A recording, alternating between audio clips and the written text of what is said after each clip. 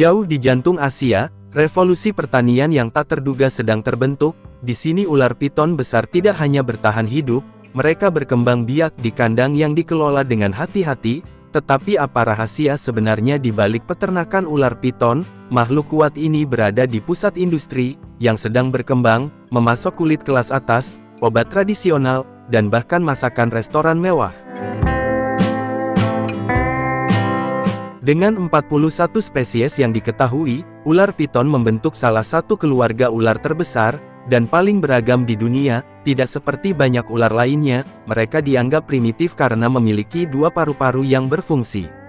Semua ular piton adalah ular konstriktor, yang berarti mereka menaklukkan mangsanya dengan melilit dan mengencangkan gulungan mereka daripada menggunakan racun.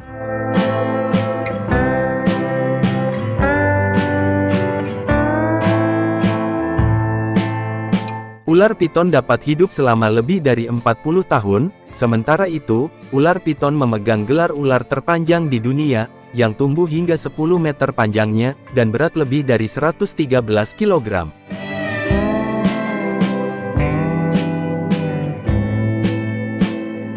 Di alam liar, piton memiliki makanan yang bervariasi, yang mencakup monyet, babi, dan binatang lainnya yang ada di hutan. Kemampuan mereka untuk memakan mangsa besar, membuat mereka dapat bertahan berminggu-minggu, atau bahkan berbulan-bulan tanpa makan. Ular piton relatif mudah untuk dibudidayakan, dan dapat sangat menguntungkan. Kandang ular piton tradisional biasanya berbentuk persegi panjang, dibangun dengan rangka kayu atau baja yang kokoh, dan ditutupi dengan kawat jaring-jaring. Ukurannya disesuaikan berdasarkan panjang ular piton, sementara lebar dan tinggi, memastikan ruang yang cukup untuk pergerakan dan perawatan yang tepat. Setiap kandang dilengkapi dengan bak air, yang memungkinkan ular piton tetap terhidrasi, dan membantu menjaga kelembaban terutama dalam kondisi kering. Menjaga lingkungan tetap lembab sangat penting, karena kekeringan yang berlebihan dapat menghambat pertumbuhan, dan menyebabkan masalah kulit.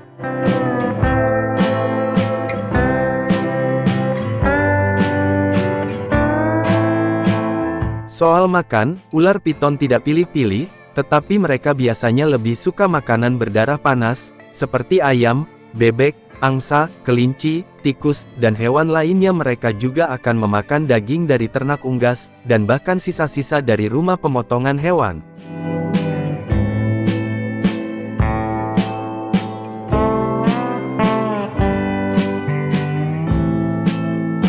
Karena ular piton adalah pemburu alami, mangsa yang bergerak membuat mereka memakan sesuatu, yang hanya duduk diam bisa jadi tidak dimakan. Jadi yang dilakukan petani adalah menggunakan tongkat untuk menggoyangkan makanan seperti hidup. Ini memicu naluri berburu ular piton, dan membuatnya ingin makan. Saat ular piton berburu, itu adalah pemandangan yang cukup mengesankan. Mereka membidik target mereka dengan gigitan, dan kemudian dengan cepat melilitkan tubuh mereka di sekitarnya. Mereka meremas sampai mangsanya mati lemas, dan kemudian mereka menelannya dengan utuh. Gigi mereka melengkung ke dalam, dan rahang mereka sangat fleksibel, yang memungkinkan mereka untuk makan makanan yang sangat besar. Ular piton berganti kulit secara berkala, sebuah proses yang dikenal sebagai molting. Ini terjadi ketika ular itu tumbuh lebih besar dari kulit sebelumnya. Ular piton siap berkembang biak ketika mereka berusia sekitar 2 tahun. Ular piton jantan mencari betina, dengan menggunakan indera penciuman mereka, untuk mendeteksi feromon yang dikeluarkan oleh betina. Ketika mereka menemukan pasangan, pejantan akan melilit betina dan kawin. Proses ini dapat berlangsung dari beberapa jam, hingga beberapa hari. Setelah kehamilan sekitar 3 bulan, mereka siap bertelur. Peternak perlu menyiapkan sarang untuk mereka, biasanya menggunakan hal-hal seperti jerami, atau potongan kain. Seekor ular piton dapat bertelur dari 10 hingga 100 butir. Ular piton betina melingkari telurnya, dan tetap di sana sambil mengawasi telur-telurnya. Namun peternak biasanya akan mengambil induk ular piton dari telur-telurnya. Mereka melakukan ini agar mereka dapat memeriksa telur-telur dengan hati-hati, dan kemudian menaruhnya dalam inkubator. Ini memberi telur-telur itu peluang yang lebih baik untuk menetas. Ular piton yang baru menetas cukup kecil, biasanya sekitar 100 gram beratnya, dan 40 hingga 60 cm panjangnya. Begitu menetas, mereka siap untuk menjelajahi dunia. Peternak mengawasi mereka dengan ketat, membersihkan kandang mereka secara teratur, dan begitu mereka sedikit lebih besar dan lebih mandiri, mereka akan dipindahkan ke tempat mereka sendiri yang terpisah.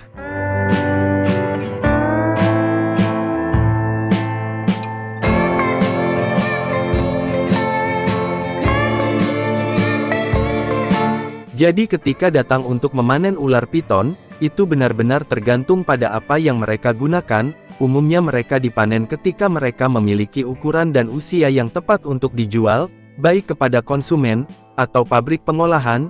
Jika mereka cukup besar dan sehat, sekitar 5 hingga 6 kg, mereka mungkin dijual untuk pembiakan, sementara ular piton yang dipelihara untuk daging, biasanya siap setelah sekitar 8 bulan hingga 1 tahun, dan jika seseorang mencari ular piton peliharaan, mereka akan jauh lebih memilih satu dengan ukuran, warna, dan corak.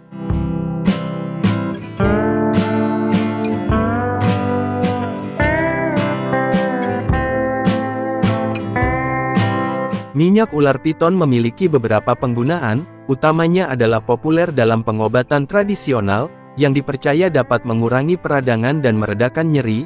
Minyak ular piton juga digunakan dalam perawatan kulit, sebagai pelembab yang membantu melembabkan, dan menyembuhkan kulit kering.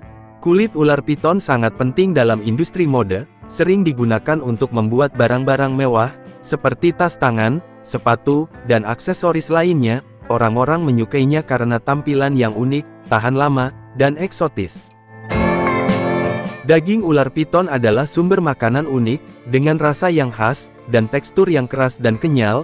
Daging ular piton rendah lemak, dan tinggi protein, sehingga menjadi pilihan yang bergizi. Dapat disiapkan dengan berbagai cara, termasuk memanggang, menggoreng, dan merebus.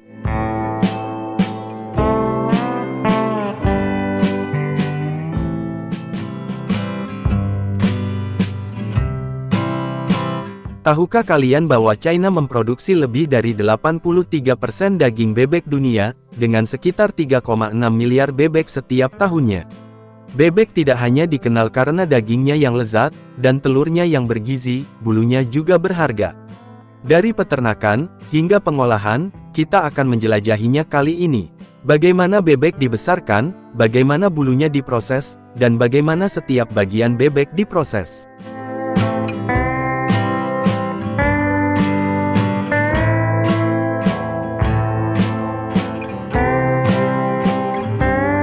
Tahukah kalian, bahwa bulu bebek secara alami kedap air?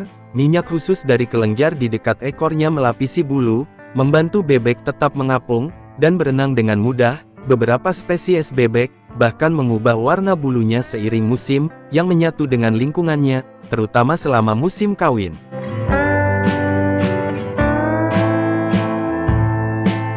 Bebek mulai bertelur sekitar usia 5 hingga 6 bulan, di peternakan bebek dapat menghasilkan ratusan telur per tahun, sehingga menjadikan sumber daya yang berharga.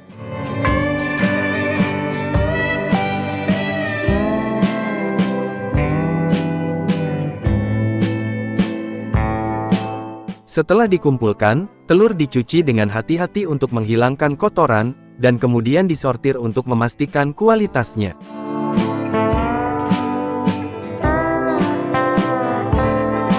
Selanjutnya, telur dipindahkan di tempat inkubasi, di mana suhu dan kelembaban yang terkontrol, membantu anak bebek berkembang, yang mengarah pada penetasan yang sempurna.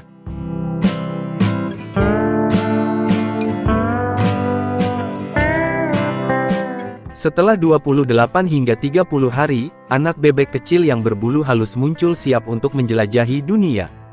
Hari-hari awal sangat penting untuk menjaga mereka tetap hangat, bersih, dan cukup makan. Pakan lunak, dedak padi, dan air tawar yang kaya vitamin, adalah kunci untuk memastikan pertumbuhan mereka yang sehat.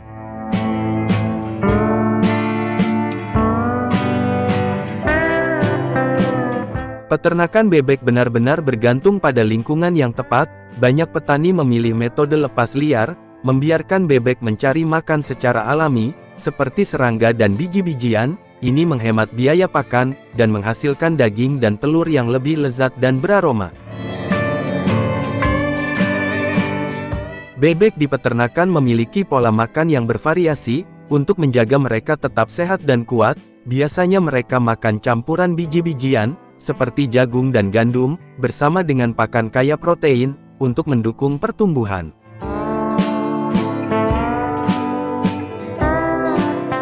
Beberapa petani juga membiarkan bebek mencari makan serangga, yang memberi dorongan alami pada pola makan mereka. Menariknya, sistem pencernaan mereka sangat efisien, sehingga mereka bahkan dapat menghancurkan batu-batu kecil, untuk membantu pencernaan.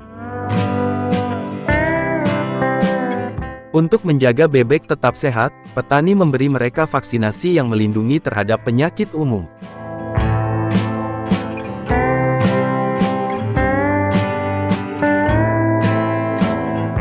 Biasanya dibutuhkan waktu sekitar 6 hingga 8 minggu, bagi bebek untuk mencapai kedewasaan. Setelah dewasa sepenuhnya, mereka dipilih dengan hati-hati, dan diangkut ke tempat pemrosesan.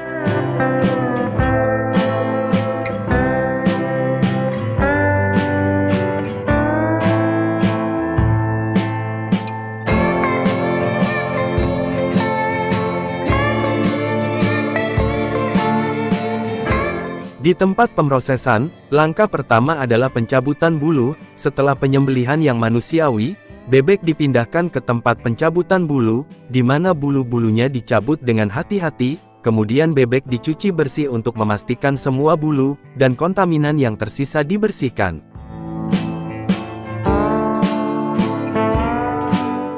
Proses pemotongan mesin presisi, mengiris daging bebek menjadi bagian-bagian yang seragam, seperti dada, paha, atau bebek utuh. Setiap bagian ditangani dengan hati-hati, untuk menjaga kualitas dan kesegarannya, sebelum dikemas atau diproses lebih lanjut. Di beberapa pabrik, daging bebek diproses lebih lanjut dengan cara digoreng, atau dipanggang. Bebek dimasak dalam penggorengan besar, sehingga menghasilkan bagian luar yang renyah keemasan, sementara bagian dalam tetap empuk dan beraroma.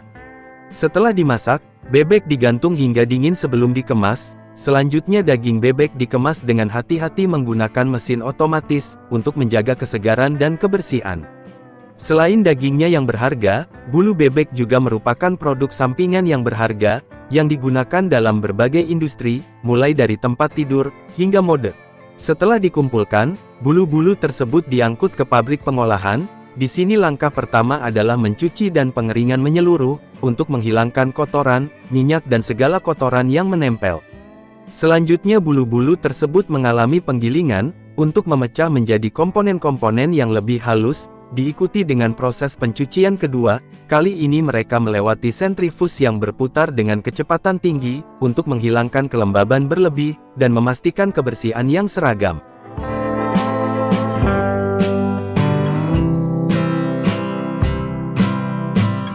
Setelah dibersihkan, bulu-bulu tersebut dikeringkan lagi, dan disterilkan dengan suhu tinggi menghilangkan bakteri, sehingga bulu aman untuk digunakan. Setelah sterilisasi, pekerja memeriksa bulu-bulu untuk memastikan bulu-bulu tersebut bebas dari cacat, atau kontaminan, dengan menjaga standar kualitas yang konsisten. Akhirnya bulu-bulu yang telah diproses dikemas dengan hati-hati, dan siap untuk penggunaan pada produk seperti bantal, jaket, dan masih banyak lagi.